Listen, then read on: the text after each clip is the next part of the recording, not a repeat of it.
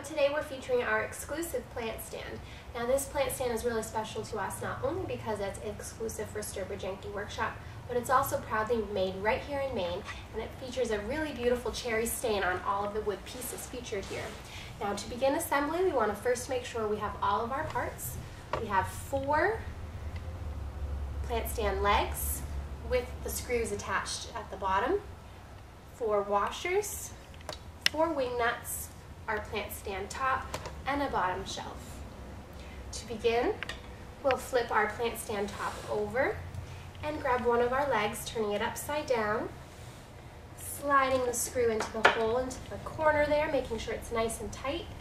And you can go ahead and grab a washer, just kind of hold it in place with your finger there, and a wing nut, and just tighten. And you're going to want to repeat that process for the following 3 legs.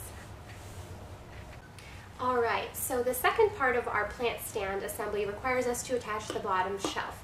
Now the bottom shelf, I want to note to you that one side has smaller holes, the other has larger holes, and the smaller holes are going to represent the top surface of your shelf. And one more thing to point out is the grooves in the legs. This is where your bottom shelf will nicely be sliding into, all of these 4 grooved corners.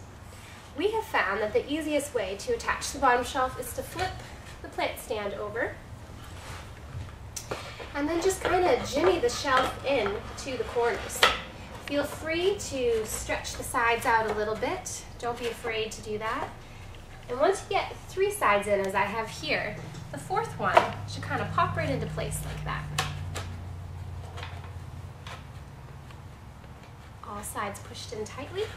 And there you go. And here is the plant stand with its traditional use of displaying a potted plant. You could also consider a hanging plant, and either of those would be appropriate on the top shelf or the bottom shelf of the plant stand.